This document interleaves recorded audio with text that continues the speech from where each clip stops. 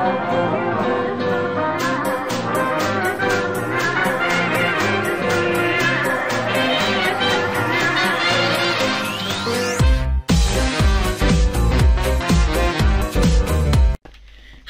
velkommen til ikke Them of Minecraft, men Diamanten. Det her det er min første video på. Jeg har haft en anden kanal med 92 videoer på, der hedder Them of Minecraft. Men jeg lavede ikke rigtig Minecraft på den. Eller, jeg lavede ikke kun Minecraft på den. Og i dag spiller jeg sammen med min ven, Nikolaj. Hvad for tema er det der sattepiller, eller hvad? Hvad for noget? Kan du se temaet derhen? Ved du hvad? Katter. Jeg skal bare bygge et eller andet random, det er fint nok. Jeg tror vi får kun superpoop, men det er lige meget. Jeg bygger et cirkus. Nej, jo, bygge en cirkus, så bygger jeg en kat. Så får jeg bare... Så får vi ekstra poop, det er fint. Så får jeg superpoop, hedder det. Ja. Vi er sygt noob til det minigame. Det er bare på grund af det her. Vi ved ikke hvad det er, så... Det er derfor vi gør det.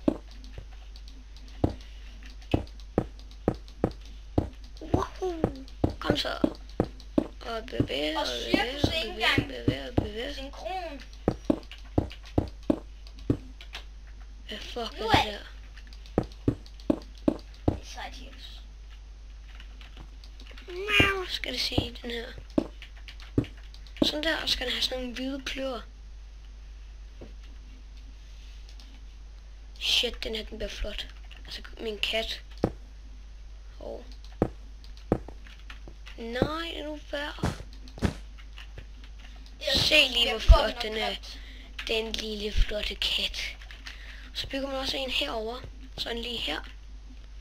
Bygger man den her. Og så kan man bare bygge opad. Og skal den sådan være sådan lige der og der. Væk. Der. Cirkus bliver verdens bedste cirkus. Gør det? Awesome. Prøv lige at kigge, hvad jeg er i gang med at bygge. Det er build battle, mand. Hvorfor skal man... På Hypixel. Hvorfor skal man også lige have sådan nogle forskellige nogen? Vi er ikke engang englænder, så det er fint nok. Se her, så er der kopoten der. Vi den bare slået sig totalt meget. Okay. Så laver vi den tykke vinge. Det skal ikke være så højt op. Vi laver en firkantet kat. Nej, en firkantet kat. Shit, den bliver grim. Jeg tænker, caterpillar, piller noget shit. Det er som en kat i en cirkus. Håber vi. Det er sgu da bare sådan et fucking svært. Caterpillar.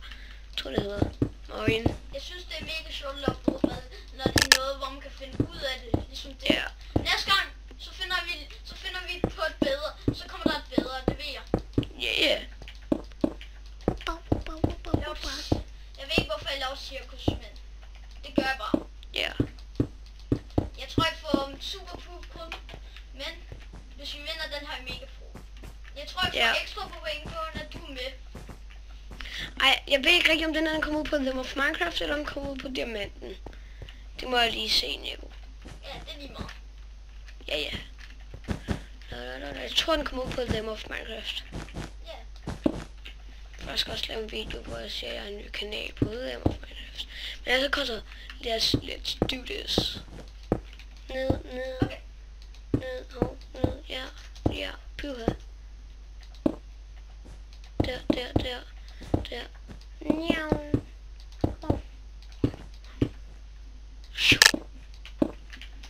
Åh shit, der er kun 3 minutter tilbage. Jeg har over halvdelen af tiden, Dennis.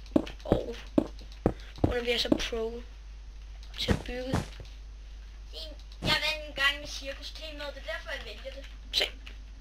Det er en kat med et meget bøjet ben. Det er også fint nok. Så skal halsen sådan gå ud af her. Og så kommer den der højen op, og så der rundt. Og så kommer det smukke hoved.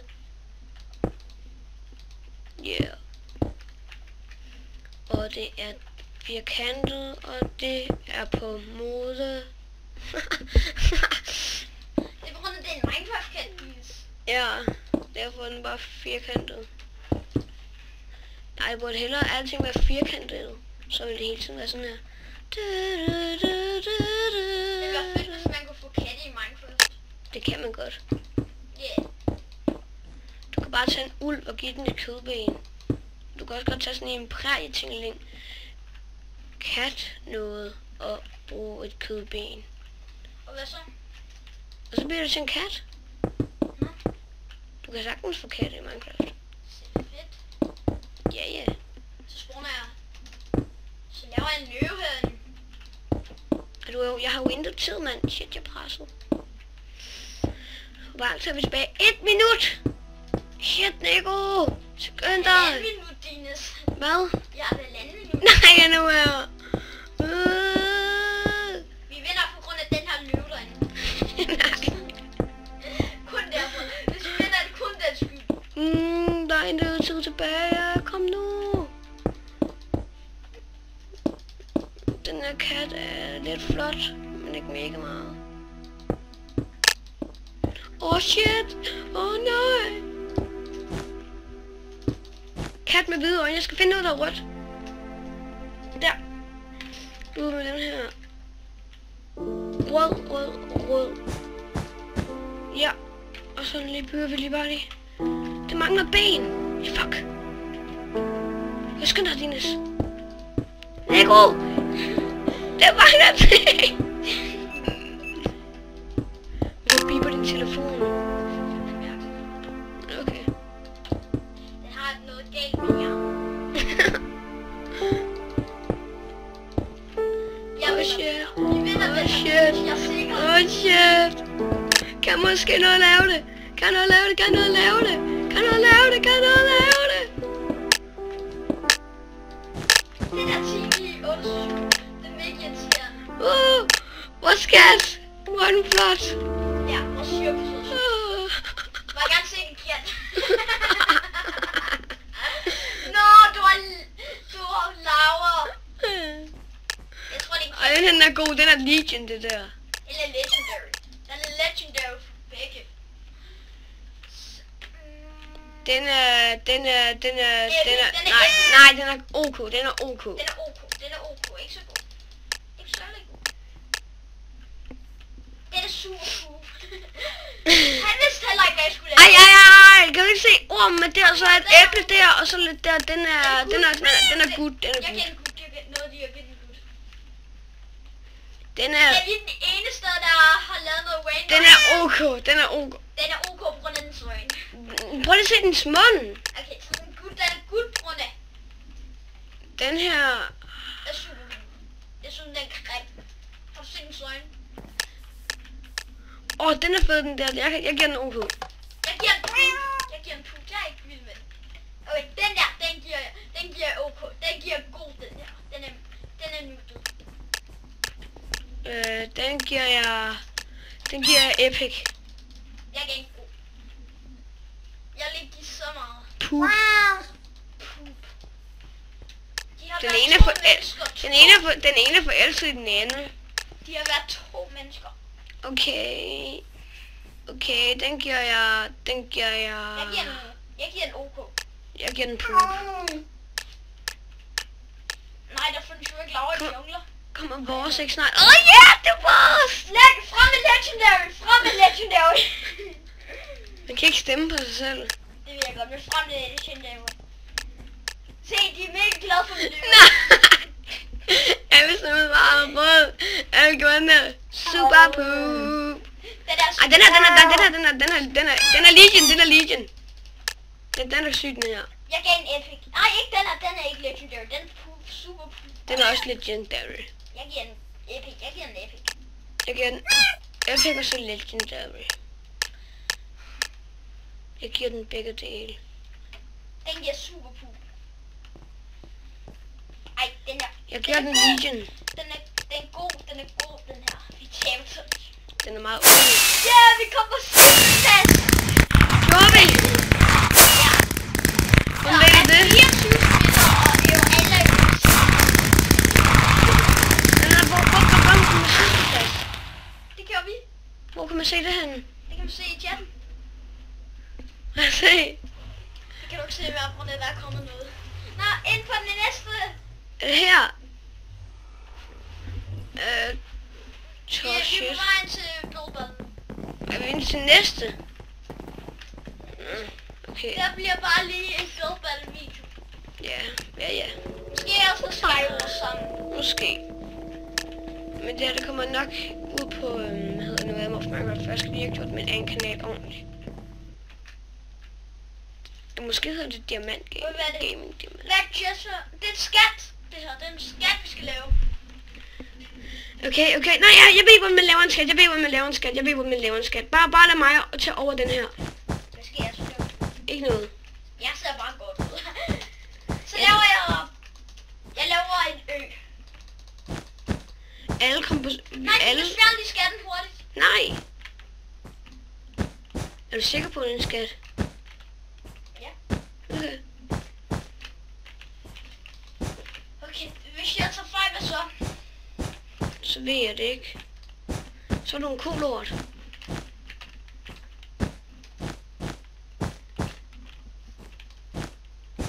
Burde jeg ikke stå chest? Vi laver lige en ø. Er det ikke en kiste, vi skal lave? Skat. Jeg har den på engelsk. Jeg har den på svensk på det der. Har du Jeg ved ikke hvorfor. Det er bare sket. Det er bare sådan det gør nogle gange. Hvorfor kan du også bruge på svensk? Det ved jeg ikke. Jeg har den på svensk og engelsk. What the heck? Det står på engelsk og svensk. What?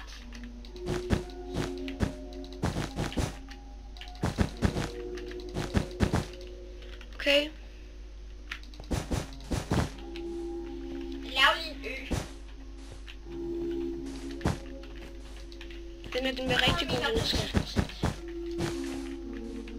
Har du stik? Du har et laderstik. Gå lige ned og hente eller sådan noget der. Jeg har sådan en, men Hvor meget har den i strøm? den har 10. Og min går meget hurtigt. Så du laver bare den her, så... Ligger der ikke en herhenne eller sådan noget? Altså, prøv at min ledning er ret lang, så...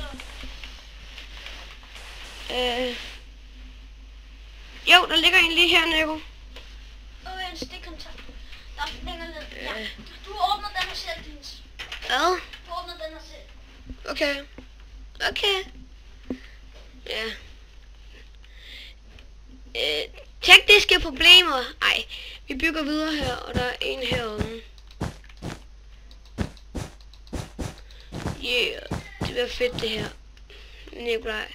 Hvis I kan høre en, er det bare Nikolaj. Jeg står dernede og præler. Husk at lukke døren efter dig. Tekniske problemer. Shit. Altså det klipper vi ikke ud, Nico. Ej, det vil jeg godt. Det bliver bare tekniske problemer. Så vi skal se dig lave en perfekt skat. Ja. Vi har 4 minutter tilbage. Vi er meget tilbage. Okay. Så bygger vi det her. Så skal vi bygge den der runde ting heroppe. Den her skal derhen. Og så skal den her lange dips. Vi skal herind i det her hvide stik. Hvor er det? Det ligger heromme ved Sonos. Skal vi lige have hugget ud nogle kontakter ind.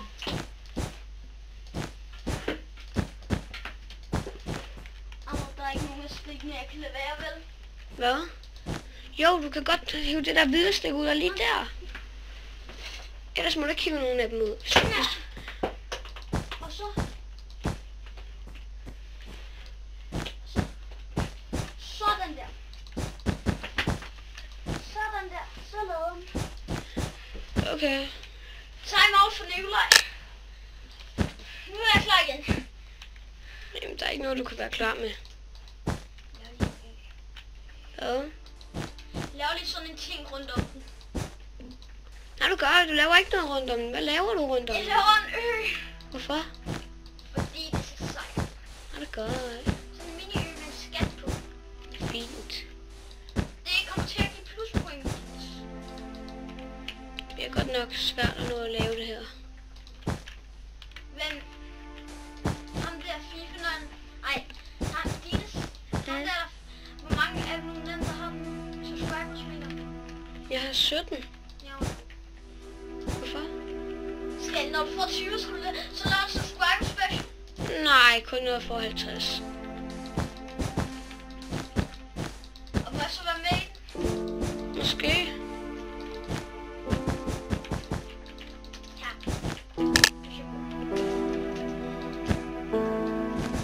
Wow. Men det kan jeg godt nå. Kan du godt se, at det begynder at ligne skat? Ja. Det skal gå hurtigt nu. Så tror vi, du skal ikke. Jeg har ikke været så god i det her. Du er ikke så god. Jeg har ikke været så nyttig mere. Hvorfor? Den her ting. Du Se, kunne nok. se, ja, det gør som sådan til meget. Og så her, så har man lige åbnet kisten.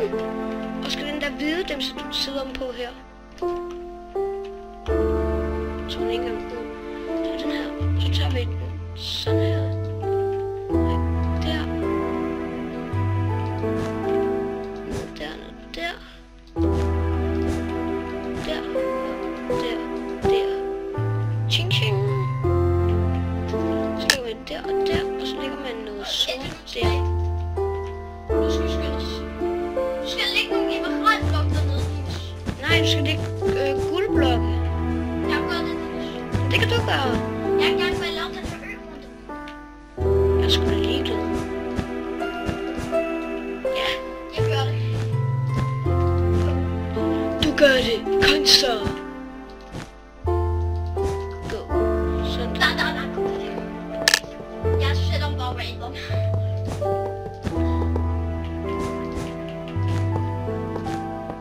Sæt rigtig mange guldblokke. Skynd dig. Jeg sætter alle hver her på 20 sekunder.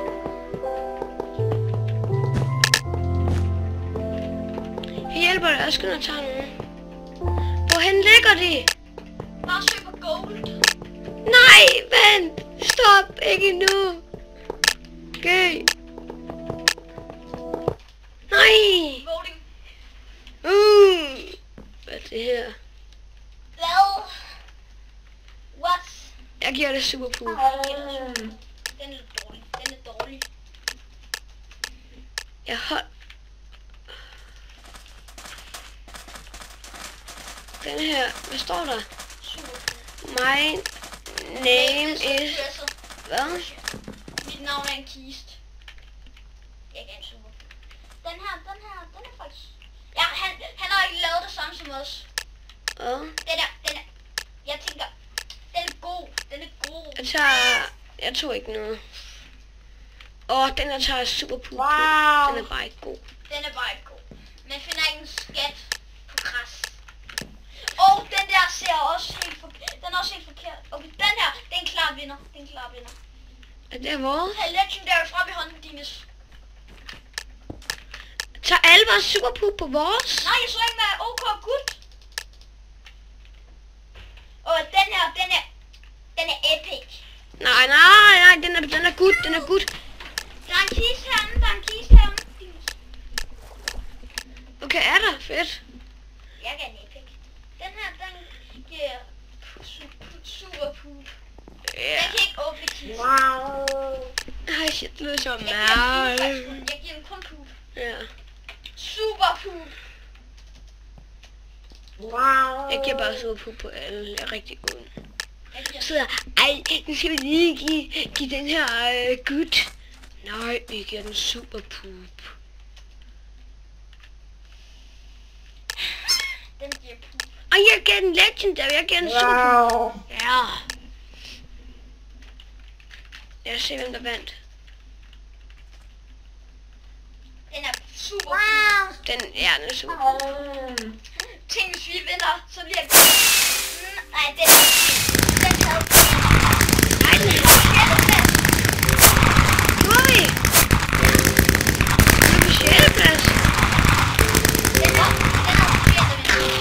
se, om jeg kommer på 6. plads? Det kan man se på chatten. Nå, okay. Du gør det på chat. Jeg er inde på chatten. Se. Åh. You score. Jeg score 6. 44. plads. Woohoo! Du fik 44 point. Okay, men det er også fint nok. Men En altså... gang til. Sidste gang, og så skal jeg gå. Nej, fordi vi har filmet i snart over en halv time cirka. Okay, ja. Til meget lang tid. Okay, men altså... Så har jeg jo gerne at sige en... Farvel YouTube, hvor du... Farvel. Det var dejligt. Hvor du... Vi skal lige slutte af sammen. Lobby. Lobby 11. Jeg er i lobby 11. Okay. Gå ind på lobby 11. Så går vi hen til... Jeg er inde på lobby. Gå ind på lead. Nej, hvor er du? Gå ind på info. Gå hen til info. Jeg vil godt se dig. Sådan der, så løber vi lige Jeg lidt kan se, stærkt eller jeg kan se dig, Dines. Wahoo, sådan der. Så er jeg gerne at sige en farvel YouTube, og vi ses en anden god gang. Hej!